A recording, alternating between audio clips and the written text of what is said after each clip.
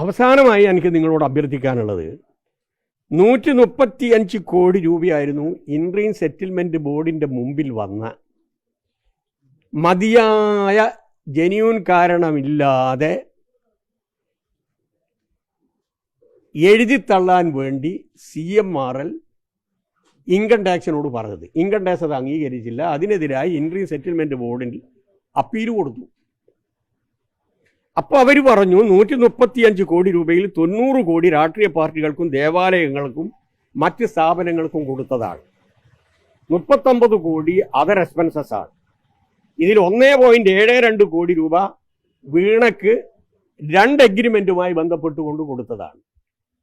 ഒന്ന് കൺസൾട്ടൻസി, മറ്റൊന്ന് IT മാർക്കറ്റിങ്ങുമായി ബന്ധപ്പെട്ടുകൊണ്ട്. ഇതിൽ ഇൻകം ടാക്സും അതുപോലെ തന്നെ GSTയും കൊടുത്തതാണ് ഈ തുക 101.72.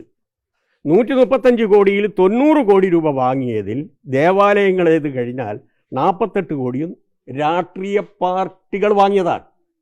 അതിൽ 2 കക്ഷികൾ പറഞ്ഞു ഞങ്ങൾ വാങ്ങിയിട്ടുണ്ട്.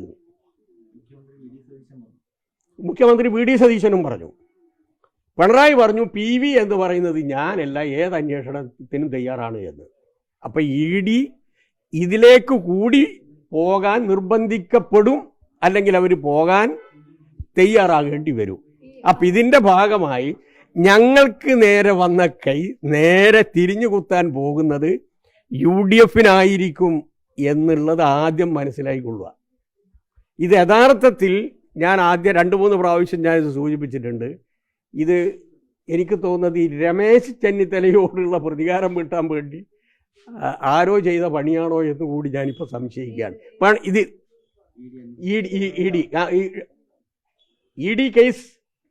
ED കേസ് വന്നതിൽ പിണറായി വിജയൻ മാത്രമല്ല ലക്ഷ്യം. പിണറായി വിജയൻ ഇതിലൊന്നും പിടിക്കാൻ പറ്റില്ല. മറ്റവരുടെ അഡ്മിഷൻ വന്നു ഞങ്ങൾ വാങ്ങി എന്നുള്ളത്. അപ്പോൾ സ്വാഭാവികമായും EDയുടെ വായിലേക്ക് ഇവർ പോയി വീണ് കഴിഞ്ഞു. ഇനി അവർക്ക് രക്ഷപ്പെടാൻ കഴിയില്ല. അപ്പം അതുകൊണ്ട് ഞങ്ങൾക്കെതിരായി യാതൊന്നും വരാൻ പോകുന്നില്ല. ഇനി വന്നു കഴിഞ്ഞാൽ ഉപ്പ് തിന്നവൻ വെള്ളം കുടിച്ചോട്ടെ, പാർട്ടിക്ക് ഒരു പ്രശ്നവും അതിലില്ല. സ്വതന്ത്രമായ അന്വേഷണം ED നടത്തട്ടെ. രാഷ്ട്രീയ പ്രേരിതമായി നടത്തുന്ന സമയത്ത് രാഷ്ട്രീയപരമായി ഇടപെടുന്ന അവസരത്തിൽ ഞങ്ങൾ ഇടപെടും. നേരിന്റെ വാർത്തകൾ നിങ്ങളുടെ വിരൽത്തുമ്പിലെത്താനായി സാഗ് ന്യൂസ് ചാനൽ സബ്സ്ക്രൈബ് ചെയ്തും ഷെയർ ചെയ്തും ഒരു ശരിയായ മാധ്യമ നിലപാടിനൊപ്പം നിൽക്കാൻ ഞങ്ങൾ നിങ്ങളെ ക്ഷണിക്കുന്നു.